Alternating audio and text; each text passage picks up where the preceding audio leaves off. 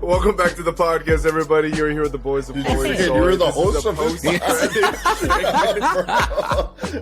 post-credit segment. Thank you guys for joining us. This is the segment where we talk about movies, TV, entertainment, and all the good stuff that surrounds it. With me, as always, are my longtime friends and co-hosts, Keone McKeague and Jalen Holston. Say what's up to the crowd. Well, I remember that we were doing the show when the recording started, so we're I was ready. A great start. The music was perfectly. I was like, oh, are we just going to do like a quick hitter fifth? When you mentioned that, like, there's only rumors, I was like, oh, it'll be a short one. But I think, did you mean we could pass on it? You're so silly, Nelly, Billy, Mo, Billy from Philly. Yeah. Clearly, you didn't read Jalen's text messages. How dare you? Which one? Nothing. You go in there and you read them.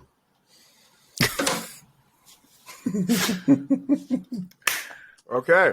Welcome back to Post Credit. We'll just talk about some of the talking points today. We do have a few trailers that have dropped this week. I feel like it's just trailer season. A couple of the ones that we're just going to do kind of some talking points on. You may or may not have seen it, but as well, Jalen, you'll have some points regarding it, since it is something that is revolved around things you are familiar with. Of course. The Continental show series is being released on Peacock in September, and that is going to be a 1970s set kind of time zone where it's the John Wick universe, but it is kind of revolving around the Continental Hotel, which is, of course, the little bit of Airbnb for the assassins of the world. So that's going to be exciting because I think that is such a brilliant portion of the John Wick franchise. There was a quick kind of, I guess you can call it like a sizzle reel with a little bit of behind the scenes shots for the Penguin series based in Matt Reeves' The Batman movie world. That trailer kind of, that sizzle reel released. Colin Farrell, is he still? Yes. Yeah, right? Okay. Absolutely. Hell yeah. And then The Last Voyage of the Demeter, which is, I guess, based off of one single chapter in Broker's novel regarding Dracula. And it is a movie time period piece of this ship that is setting voyage. And of course, there's some unmarked storage containers. And what is in one of them? Dracula. So we'll kind of get into that. I know Keone has seen it with me, so we'll kind of cover that portion. The Marvels trailer released for MCU that is going to be starring Miss Marvel, Captain Marvel, and didn't it? I believe this is Monica Rambeau, correct? It is Monica Rambeau, indeed. Yeah, yes. So that trailer finally released. So excited. We'll get to the excitement in a bit, though. So much. Of course, we'll round off the post-credit, as we always do, with The Mandalorian Episode 7 that released this past week. What a fucking banger. Also, Banger. 100% correct on my prediction, just saying. We'll get to your prediction.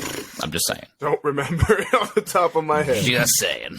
But yeah, we'll kind of get into it. I know you, as well as Keone, have both seen the John Wick 4 movie that released last month. Yes. In your time watching the franchise thus far, Jalen, what have been your thoughts regarding the Continental? And did we need a show regarding the Continental? I don't know if we needed it, but I'm definitely here for it because the first movie itself, there were so many questions about the world that they built for these assassins to kind of operate in. And I definitely am down to see how all of that gets started with either the whole money system, the Continental, the old school wiretap text messaging alert thing. How the fuck did all of this just get set up and no one was like, hey, you guys just like murdering everyone and no one, you know what I mean? Like, how did they get away with this that's my biggest inquiry. But yeah, I am definitely for some Continental origin stories. I wish obviously that Lance Reddick was around because I'm sure he could have made some kind of appearance in it towards when it gets closer to the timeline. I assume it probably won't always stay in the 70s. They probably could do like 70s for season 1 and like 80s for season 2 and kind of catch us all the way up to when John Wick enters the picture, I would imagine. But I would be so excited if it was like, the assassins, it's their storylines, and somehow they meet the like Russian underground mafia again, and it's like, oh, this is little Giordani. We are taking care of him. Yes. Yeah. And we're like, do we know what that guy does. Either of those guys? I didn't look into it. I wasn't anticipating because it's like 50 years prior, technically. So, I mean, maybe you'll see Winston when he takes ownership of the hotel. A young Winston. He'd be good. Yeah. So that'll be interesting to see. But yeah, Keone, moving over to you. I can definitely tell that obviously the reason that they're bringing in this type of show for the John Wick franchise is because the John Wick franchise has been so successful. Do you think that they could branch out with more things? Because I know that they have the ballerina, which is supposed to revolve around the Russian kind of underworld group. I'm anticipating, if you guys have seen John Wick 4, regarding Koji's daughter. I'm assuming that there's something in the works for that. Please. Do you think that maybe, and this is just my speculation, because we're getting the Continental. Obviously, it is a franchise of hotels around the world. Do you think that maybe they could do like a series regarding the formation of the high table? It could be like a 13-episode series. I believe there's 13 chairs. You can kind of go into like how each person steps into being the chair, or how their family takes over. Because I think that would be, I honestly, Jalen said, more of an indicator. So what do you think, Matt? Yeah. It's funny because as soon as you said what other ideas, that's the idea I want to see, because I do think that would be one of the most interesting stories about this entire universe. Because is this a completely like brand new world? It didn't start in a comic or anything prior to this? Yeah, I don't think it did at all. Yeah, and then I know Keanu, well, his graphic novel is definitely inspired by John Wick, but it's not a John Wick direct. It's fantastic, by the way. I got a chance to start looking in that one. Isn't well done, Keanu. Yeah, I know. He's so 10 out of 10. Such a good guy. Yeah, and it's beautiful Great too. guy. It's really good artwork. Anyway, but yeah, I mean, I do think a high table show would be fantastic. I mean, it's really like an open world because there is not really anything keeping them to any sort of specific timeline or story. So I do think that they probably will expand it. It'll probably get old real quick because, this is kind of the trope nowadays, expand the universe to the point where you start screwing up and making like She-Hulks and stuff. But, here we are. I'm excited to see what they do with this show. I think it's going to be really good. The Continental little teaser trailer thing looks really good. So excited. I was going to say, I was kind of hoping I don't know too much about what the show is going to be, but I feel like something that would be really cool is, there's just one main target, kind of like how John Wick was through the past 2 movies, where it's just a bunch of these assassins fighting to get to that contract, because it's probably going to be good money, and just seeing the shenanigans that everyone gets in, how they use the Continental and everything. I'm so curious to see how they handle the slow moments, because that seems to be kind of the trope of John Wick movies. Is like it's just like literally action after action after action. So like how they'll do like the storytelling part of this, that's the part I'm very kind of concerned and also excited for. So we'll see how that goes. Yeah, we'll see. Releasing in September, so we still got some time. I'm sure they're going to do some post-production on it. Yeah. But something definitely look out for, especially if you're a fan of the franchise. Next one that we're going to go over is, we'll kind of keep it open house because it is something familiar with both of us, or both of you guys. The Penguin with Colin Farrell is returning to he's returning to the world in HBO Max, soon to be called just Max. But yeah, he's going to be returning into the role of Oswald Cobblepot. So dumb. Weird. I know. It's HBO. Max. Like, HBO is your bread and butter. Why take it off? Why are you taking off the anyway? Like everybody already did the whole thing plus, Like, why do you call the Charlotte Hornets and then all of a sudden change it to Bobcats? It doesn't make sense. It doesn't make sense. But yeah, he's coming back. They did a sizzle reel, a couple clips here and there of him, with far off dramatic looks, as well as I believe her name is Christina Milioti. She was the mother in How I Met Your Mother. I think she was also in The Wolf of Wall Street. She was in that one movie with Andy Samberg, Palm Springs. She's got some comedic chops, but she seems also like she can carry a lot of dramatic roles. And she's supposed to be playing Falcone's daughter. So there's kind of that interaction between them in a quick little clip. But give all the kudos to Colin Farrell for just like kind of enveloping himself into this role and creating something completely different. Because I feel like that's just something that we don't see a lot in actors. Like, all love to Keanu Reeves, but Keanu, you're kind of like a one-noter.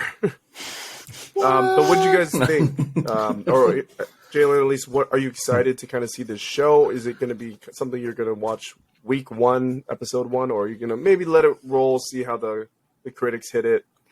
I'll probably let it roll for a bit. I'll be honest with you, the Penguin, not one of my top Batman villains out of his rogues gallery, if I'm going to be completely honest.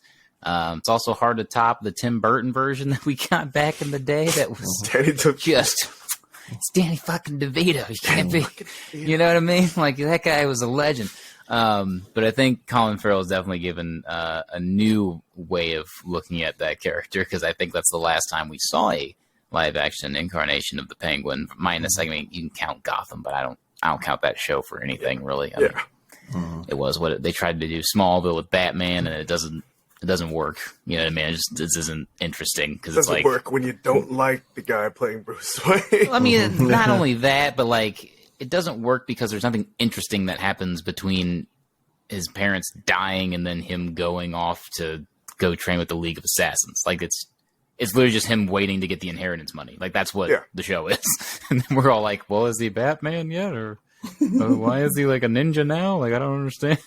Like all that stuff. But yeah, so then the Colin Farrell thing, I'm interested to see it. I'm hoping Zoe Kravitz gets in there a little bit, because there definitely would have to be some interaction if he's with Falcone and all that kind of stuff, with the ties in there from the movie that we all saw. Like she has to be in the series. Otherwise, I feel like it's kind of...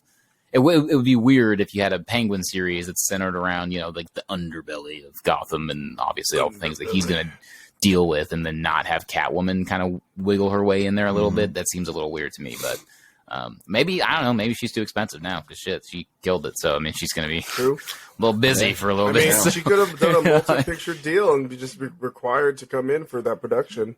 Maybe. Yeah. We'll see. Keone, moving over to you, do you think...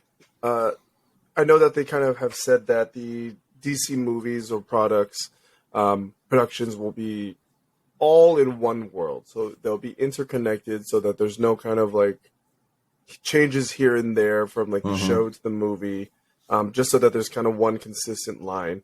Do you think that, you know, introducing a show like this, maybe some additional shows for that world specifically, because this is an Elseworlds production for DCU, do you think that maybe they could kind of soft debut some villains? This is going to be the underworld. You know, we have been getting some verbal confirmations that it's going to be Clayface in the next Batman movie. Maybe give a soft introduction. Maybe introduce Dr. Freeze, who's available in the world. Not necessarily a protagonist, antagonist, but he's there and you get an introduction. Things here and there so that we can kind of see how the grounded world will work.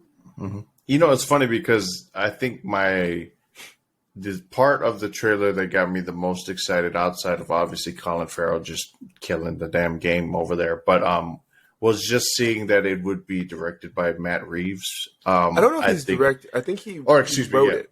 Written by Director Reeves, by Matt Reeves. So for me, it's exciting to hear that his world will be continued on by himself and not, you know, just like sparsed out to whoever he has on his team or whatever. I feel like that's when shit. Yeah, because it's one thing when you kind of do these Elseworld projects and then kind of expand into these TV universes and like have an entire team, but you're not necessarily like I want to see kind of what we've seen with the Star Wars stuff, where we kind of have a Dave Filoni who kind of slowly, like, you know, puts his hand in everything and kind of gets it right, you know, doing it that way. So I'm excited that he's definitely like the head of the project and he's giving the creative direction for it.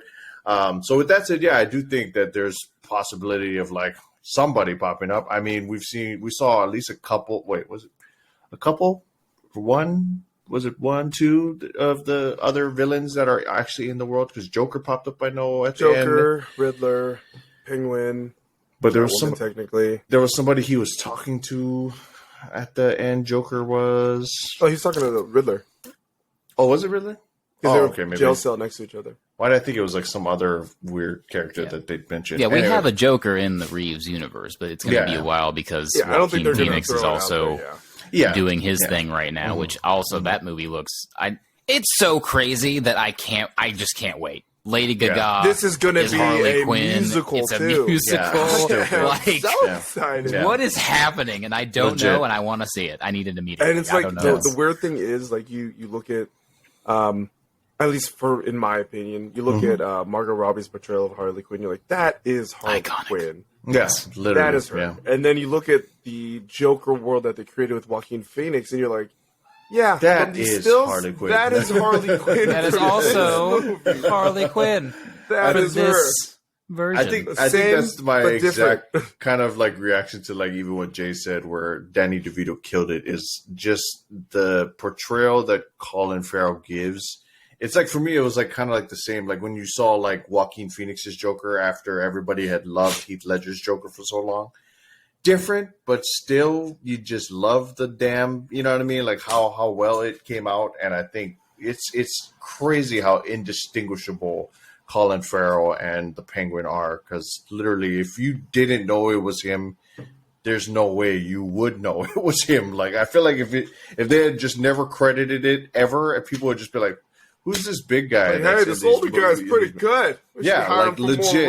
No one would know it was him. So I think it's just absolute insanity how good he is. And I'm so excited to see the show for that specific reason, and hopefully to see Matt Reeves have more success and continue to build his world, because what he did, like I said, Batman. Over under, guys. I'm going to set it at 25%. Over under in this season series, I don't know if it's a limited time series, are we going to see a penguin bomb? It's over. Oh, yeah. Absolutely. As well. Yeah, absolutely. I hope so. Damn, if it don't, I was like, we don't. Because as Keone had stated, this is a man that actually knows how to build a cohesive world. We go. Unlike somebody else who maybe be named on the podcast, maybe we've brought up a couple times, I don't fucking know, James Gunn, maybe, who has no fucking idea what he's doing with the properties that he has. Okay? I teed that up perfectly. You really did. You really did. You know, just butter set that one out. Just franked it down. And if you guys enjoy those volleyball kind of quips, check out Team Huddle, also available on the Pulling Silly podcast. Available every Thursday. Do it. Moving on. Keone, I'll throw this one over to you because I know Jalen hasn't had a chance to see it yet. Yeah. The Last Voyage of the Demeter. I might be pronouncing that wrong, but that's just how I'm reading it. I'm with you. Yeah. Demeter. Spit on your face. Sorry to all my French friends who are listening to this. Sorry. We had multiple teammates. I know. That's a prevalent statement from us. Damn. But, you know, when I first watched it, you know how nowadays when they do trailers, they kind of do like this quick 10-second thing showing like the high action shots, and then it says the trailer, and then it shows you the full trailer. I didn't have that when I first watched it, so I just thought, oh, period piece, maybe I'll take a look. And it kind of got darker and darker. I was like, this is different. It changed, for sure. Because this movie will be starring Corey Hawkins, who was from Straight Outta Compton. He was also in Kong Skull Island. And The Walking Dead. Yeah, he was in The Walking Dead as well. David Dastmalchian, who was Polka Dot Man in The Suicide Squad. He was also one of the Wombats in Ant-Man. He's been in a few roles here. I believe he was also in Prisoners. If you guys have seen that movie, he's recognizable from that. But, Keone, I'll throw it over to you. What were your thoughts regarding this? I know this isn't necessarily something we will race to the theaters to go see. But did this catch your eye at all? It did. I was going to say, I honestly, and we had kind of mentioned it off pod. Universal is really good at kind of doing these monster worlds. So it really sucks that they never got to build that universe that had kind of been rumored with the Tom Cruise Mummy and all that. But this, I mean, if they were to think about that idea once again, this being sort of a kind of precursor to a true Dracula film, which we haven't had for I can't remember Renfield, maybe. I haven't got a chance to see that, but that's more comedy. I want to see more of a you know what I'm saying? It's I want to see a full blown Dracula terrify me a little bit. So, yeah, it'll be very exciting to see kind of how they end up doing it. I mean, he looks creepy in it, so it looks like he hasn't fully developed yet in a way. I don't know. Kind of a situation. Yeah. I don't know. He definitely looks a little greasy. You know what I mean?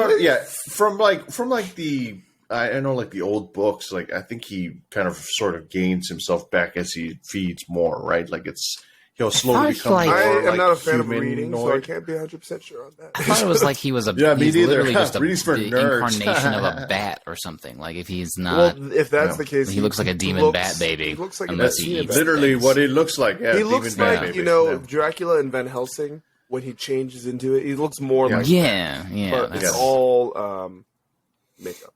Yeah, wonderful. Yeah. So, obviously, but it does. I mean, like the practical stuff looks fantastic. I mean, it's a Universal picture film, so I think they're killing it with all of the effects in there. So it looks really good. The timepiece part of it looks really good. Yeah, it is. Oh, okay, nice. Perfect. Yeah, it's like it starts off really good. It's also DreamWorks, I believe. Is that what it's? So the Hulk can come in there because of the rights, right? He can just hold the phone, everybody. Drop in there. We got Dracula. The Hulk Dracula. That's it. That's it. We're done. That's all we need, guys. Hulk vs. Dracula movie tomorrow. Done. I mean, I didn't read the novel, so I'm not 100% sure on those things. But I do trust Universal, and I wouldn't be surprised if like they took some of like the old script and added it in that's here. I'm kind of hoping they do play into it a little bit if it's successful. So, I mean, I'm not necessarily going to rush to the theater to see it. But, maybe on a $1 Tuesday or whatever, maybe I'll catch it on one of them days. Yeah. And I'm also interested to see this movie more because it is a single location kind of film. Right, in my head, I was like, "They're all dead. There's no way." Like, come on, you're all on a ship in the middle of the ocean. Because in my head, Dracula's on board. If this is supposed to be like one single chapter of the Bram Stoker's novel, Stoker, I'm pretty sure, did not put this at the very end of his novel. No. So the people on there, either one of you survives barely, but all y'all are dead. You're not killing Dracula. Fingers crossed, everyone's dead. There just needs to be that kind of like. I'm sorry with these horror films, but sometimes I'm just not a fan of this person is undead. They have demonstrated that they are super strong or whatever the hell. We don't win in that story. You die. A single loaded musket. You are dying. That's how the movie goes. Everyone dies. You couldn't hit a human. What makes you think you'll hit a flying bat? Right? Yeah. There's no SMGs out here. We're not ducking and taking in the corner. No, nothing. Yeah, there's no way. They're all dead. Come on. What was I going to say? I think that this movie, I don't know if it's like they did it just because they could, or if they really think like people are going to like this. Like this is going to be it. Everyone's going to die. They're not going to see it coming. No, we see it coming. I mean, if you guys have ever seen The Descent. Oh, yeah. Where they made you think everyone survives and then she wakes up and is really stuck in the cave. That's the type of movie. Like you want you want to have that visceral feeling that screw that movie, hope, by the way. And then that was just it was all a dream. Legit. Getting to that end, you're like, son of a she made it, and then she wakes up. She's like around the skulls. I'm like, she didn't make it. Yeah, that was. And then there's Descent 2, which I'm not as big a fan of that one. But that I didn't get onto, but yeah. The next and final trailer we will be reviewing today is one that we all hold near and dear to our hearts. It is The Marvels, starring Brie Larson as Captain Marvel, Iman Vellani, I believe is how you say her name, as Miss Marvel, and then what's her Monica Rambeau's actress's name? That I do not remember offhand, but I do love her as Monica Rambeau. I apologize. Yeah. But yeah, the trailer came out. I know we were not a great big fan of Miss Marvel. I feel like they centered it around her quite a bit in the trailer. So I'll turn it over to you, Jalen. What are some things you're looking forward to? Maybe some things you're worried that this could Teyonah Parris is the name of Teyonah Parris. Sorry about that, Teyonah. She's great. Fantastic. I loved her in WandaVision when we got that introduction. Yes. Love that I was like, oh, Monica Rambeau, let's do it. You know what I mean? But here's my overarching concern with the Marvels. And they already effed up with the trailer. For some reason, I guess a lot of other people that maybe watched a different show than the three of us absolutely adored the Miss Marvel show. Not sure what they were watching, but because of the data that Disney has, they thought, let's shove her in a bunch of the promo, and that's where we're gonna, talking to you, get John people on board. And here's the deal: that doesn't work for me. Okay, you got Brie Larson, and you got Teyonah playing Monica Rambeau, and you got Samuel L. Jackson. You need to hide Kamala Khan in this movie as often as you can. And I'm hoping that this whole body swap nonsense is like the first third of the movie, and then we get into the thing. Because I can't do it for the whole movie. It will be awful. Guarantee you they're going to drag it out. And the final fight scene's them learning how to switch places at the right time and fight different groups, and it's going to be... But that doesn't make. But then what is Brie Larson now? Is it like a Power Ranger situation from like Turbo where the kid turns into the full blown hero? Is that what we're doing now? Like I don't understand. I don't like. This is the part that maybe I didn't read Thanos that comic on. He had all the stones. She was bodying that man, okay, and so did Wanda until he was screamed "Hellfire!" Weezer. Yeah, he's a little weasel, bro.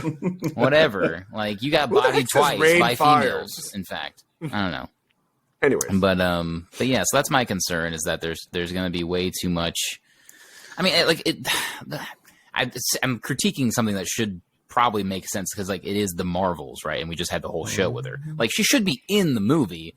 But my problem is when that's one of your main focal points and she's not good, the other two better be really good, and you have an Academy Award winner in Brie Larson that you didn't let do anything in the last movie. So I don't have a lot of hope here. That's my big issue. They kind of give her this ego douchey personality. Okay, but like I don't even know if Carol's ever read that way for me personally. Like she's always been this kind of stoic, like very, about the mission leader. Like she never gave off this weird, like I'm super cool and cocky vibe. Like that was definitely more of like kind of, the younger heroes roles like Peter Parker and stuff like that. Like that's, or like, Johnny Storm. Like that's like, it feels like she tried to Johnny Storm Captain Marvel when she made the movie, or maybe that's how she was directed. I don't know. It was weird. It didn't make sense to me. Yeah. But yeah, that's my main beef right now. But I mean, the trailer looked cool. There's some really cool things that could lead us into some Galactus stuff or more like Fantastic Four teases out there with the space and the scrolls. And obviously, I'm sure there's going to be some Secret Wars little nuggets in there somewhere. But we'll have to see. I'll give it its due. I'm hoping that maybe Monica Rambeau just kind of steals the movie and it's really great. That'd be ideal. But yeah, the promo did not work for me so much. It looks like a continuation of the terrible show that we just watched. So, moving over to you, Keone, I would say a lot of the things that we see from MCU in Phase 4 and further, outliers considered Black Panther. A lot of the movies have kind of played into this more uplifting, playful kind of energy where we want more stakes in what we're seeing in the production. I want to see dead people. Yeah, I want to see some dead people. So do you think that maybe this is just kind of the last one that hopefully they understand that it's not working? Because I know this was written before Bob came back, and I'm sure Kevin Feige is already established that they're going to slow down production on things because they can work a little more on the writing and everything in the background. This still obviously was put into filming and post-production kind of in sync with that timeline, so it wasn't really like they could go back to anything. Do you think this movie is going to be just what we're seeing tonally from the trailer? Or is there going to be a lot more maybe stakes, heartfelt moments that make sense? because I know that Miss Marvel, they did play a lot into the family aspect, which is great. Mm-hmm. I don't really want to see that in this movie, though. You know, leave that to her and her show. I think we all agree on that. Yeah, I love the family. I love the dad, love the brother, how they interact together. Don't need to see that in here. If you have it just for the Can that just be 5 minutes of the movie? Exactly. That little explanation do you think of that why this is going to be stuck in that same kind of theme, or are we going to have a high chance that it's going to be? If I'm being real honest, because it was already kind of in production prior to Bob catching the old boot there. Yeah, I mean, from the trailer, it looks.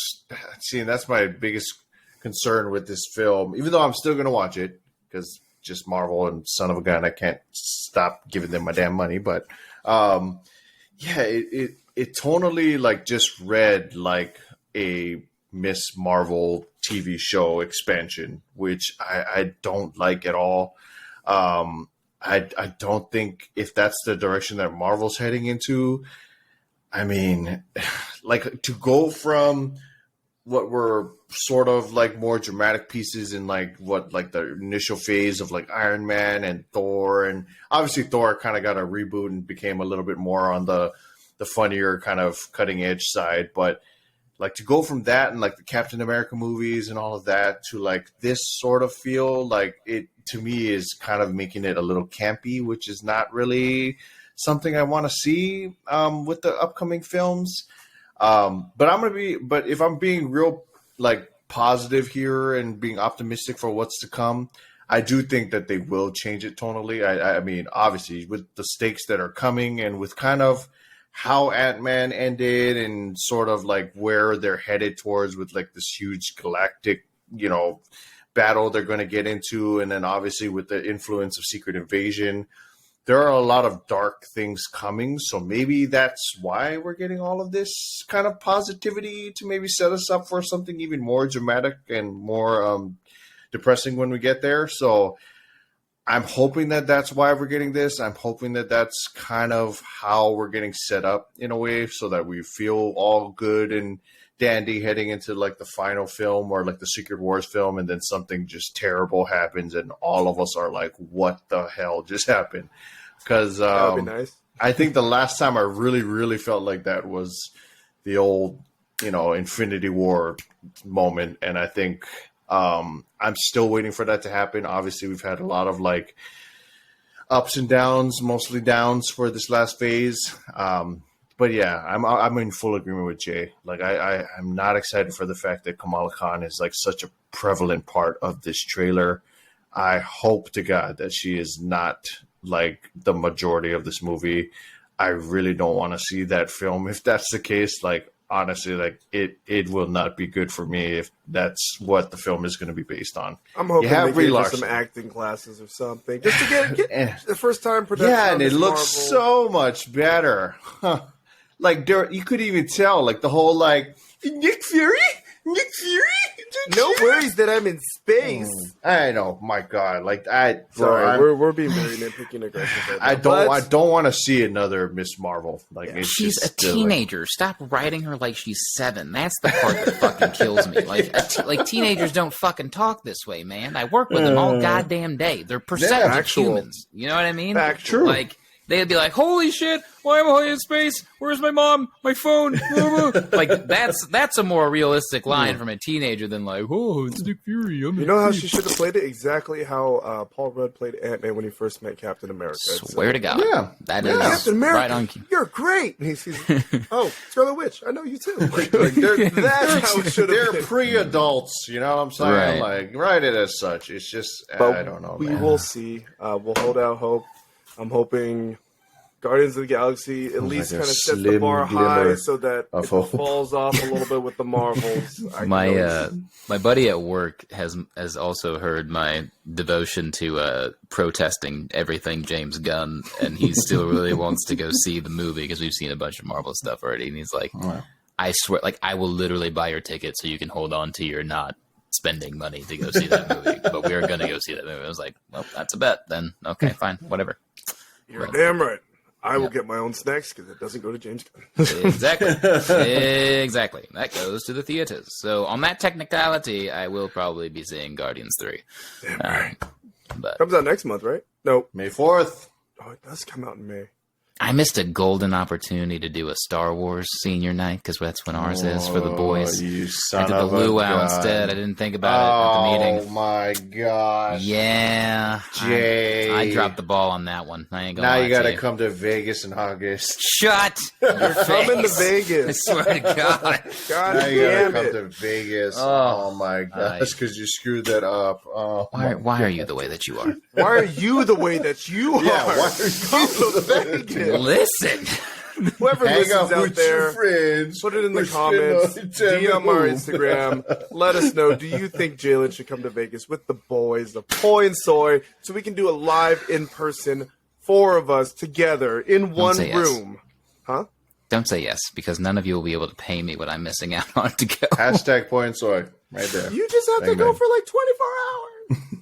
24 Fly in hours. Saturday morning, fly out Sunday That's afternoon. fine. You can Be bury a me. beast. You can bury my corpse on Monday because I will not survive. I will literally die. Where do you want it buried? Oh, wow. Vegas, take no prisoners. Wow. See you there.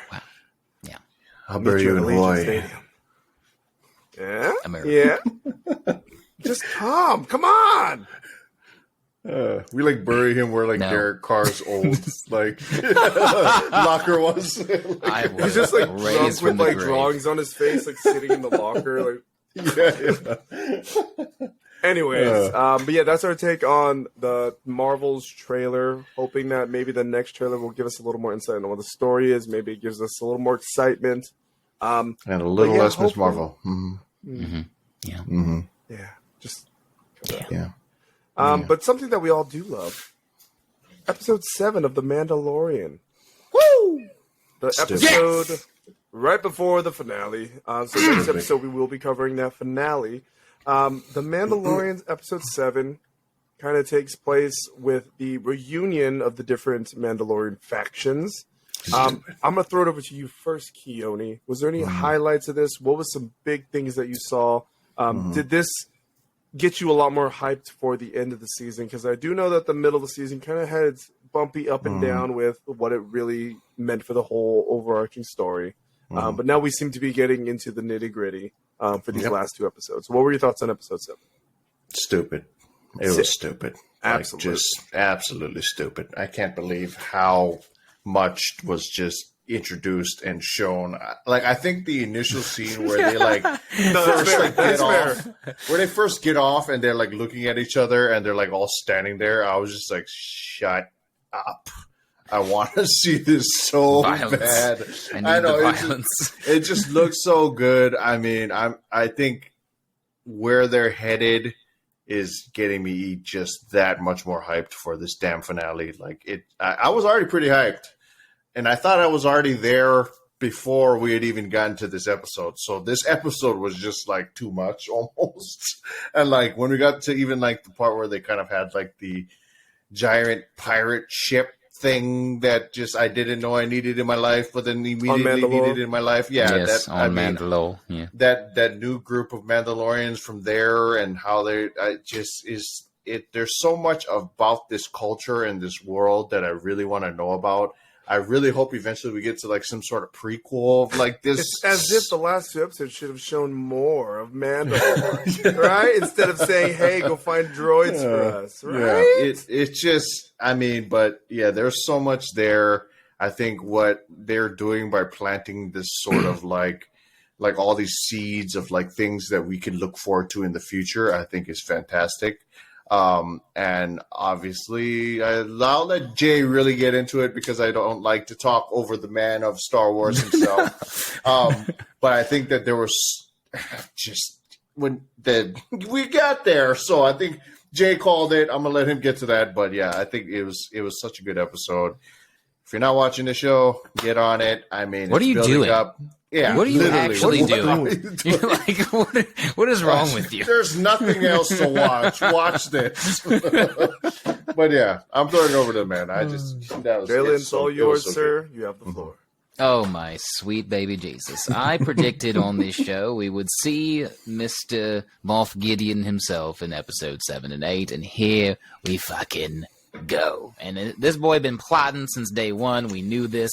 He's in here with the Dark Council. There are some people that do have some remnant ties to the new trilogy later on that we do get to see in there, and it's spicy AF. We also get a Thrawn drop yet again. I am still holding on to. We get a little peek at a throne room of him sitting in the chair or something. We're going to get some kind of Thrawn scene. Do you think it's going to be kind of like reminiscent of like Moff Gideon's going to fail, maybe die, and then it like zooms to the next scene? It's like, I'll do it myself. Exactly. Something like that. Like it's coming. Because I, honest to God, when he was in the holocron meeting, hologram meeting with the secret council of the remnants of the Empire, I swear I thought he was, because especially when he started talking shit, he's like, we've been hearing about throwing for this. I thought it was just about to be like, bitch, what'd you say? I am, you know what I'm saying? Like just a quick little, like, just that exact line would have been hilarious. Bitch, what'd you say? What'd you say? What's up? Yeah, you ain't talking so big now, huh? Who plays him? Do we know? It's that same voice actor as that was in Rebels. Rebels. Same voice actor. Should be. I don't even know what he looks like. Like Dave Filoni literally is just making Rebels alive. Stupid. He's like Zeb was in, I think it was episode 5 in a quick cameo. We're gonna get Sabine and Ahsoka. Probably gonna get. I mean, if we have Sabine, we probably can get Ezra and Ahsoka. I don't think it's outside the realm of possibility with regards to that. But anyway, back to the Mandalorian episode, which was fucking fire. The scene on Mandalore with the huge pirate ship thing was amazing. And again, another growth moment of Bo-Katan having to kind of go through that trial of explaining how she let Mandalore down, basically by offering the surrender, and then Moff Gideon going back on what he said and basically nuking everyone anyway. And having to kind of overcome that to really become the leader of Mandalore that she is destined to be with the Darksaber. That scene I thought was incredible. I thought it was really well done by Kate, whatever the hell. I always forget her last name. But yeah, Kate Sackhoff. I think she's grown into such a great actress, moved way past the bona fide action star that she was on Stargate and all that stuff. Like, she is just so good. And then, of course, we got some more tie-ins to what the F Moff Gideon has actually been doing with the clones, especially towards the end when he dropped down. I said, y'all are there's no... this is it. Troopers with Beskar armor? Come on, I was like... No. And then immediately I was like... Time out. So the whole time you've had these struggles with all these rebels, you could have just sent all of these guys that have the and we're out here messing with stormtroopers instead of this plastic shit, elite death squad of bounty hunter clone Beskar armor wearing guys that do whatever. Okay, I'll roll with it. Okay, it was like the same issue I had with the chick in the new trilogy when she has the armor that just does all. They write it off in canon lore where she has to earn that armor, but I'm sitting there and it's like, earn the armor. Fuck that. If I'm trying to win, I'm gonna put everyone in that armor. Hell yeah. You know what I mean? Like, if I got an agenda, like, I'm going to make sure I win. We're dying. Nope, you have to earn it. No. You don't get this armor. You know what the vibe You just is. die. You just die. You weren't good enough. Sorry. Challenge done. 50 headshot kills. We'll give you the armor. Come on. You are at 3. Keep going. Oof. You got a long ways to go. Keep at it, Bubba. You know what Stormtrooper aim is like. Come on. I can't see out of these damn planes. But it was interesting to see more of that kind of that lore of like what cloning technology has kind of morphed into in all that good stuff. Again, why no Star Killer? There's so many clone drops. I feel Why? like they're using this as like kind of like a way to save face. Like, this is why there's a Palpatine clone still. That is, and that's You know, what they're leading. That's what it insinuates to. And the one other thing that I thought was fucking cool that they kind of bridged gaps again, because we are kind of closer to that timeline. We do see our first edition, technically, of the Praetorian Guards, which is effing sick. They were I was like, poor Paz, though. You know, shout out Paz. You were a trooper. You took them all down until it came to that moment. Yeah, you were not going to win against the moment they came out. I was like, well, he's dead. I know. I really thought when he had just like the giant death machine, I was like, he's going to lose. And he starts nailing them all down. I was like, he made it. He turns around like, fuck. No. I'm so sorry, dude. And I will say, again, big win to The Last Jedi, because they established the Praetorian Guard as something that is serious, because they are literally bred and trained to defend and kill Jedi, and can do so without being force sensitive. So, I mean, like, we saw how much Rey and Kylo struggled, both hugely force sensitive people. And so to then see these guys appear in the Mandalorian show and see that's the lineage that obviously, I mean, we can kind of credit maybe Moff Gideon of starting that research and armor. Maybe he was somebody that kind of got them through. But their history is that they graduate just like, you know, an academy of elite soldiers, but out of 50, one may graduate to become a Praetorian Guard. Like, it is no nonsense. And like, that's why you always see them in groups of 3 or pairs, either one. And they are not to be messed with. So it was awesome to see that little bit of sprinkled in there towards the end. I was like, oh God, we are so How do the Mandalorians win this? I don't know. Confused. I don't know. They're gonna need Luke again, and I'm really hoping apparently that's not the big machine gun's the only way that they're gonna at least kill the pawn ones, right? Yeah, right. He was just yes, Mando's gonna have to do something crazy. What I don't. It would be cool, but I don't want it to happen, because I still feel like, aside from season 1, Mando hasn't really been the hero of his own show.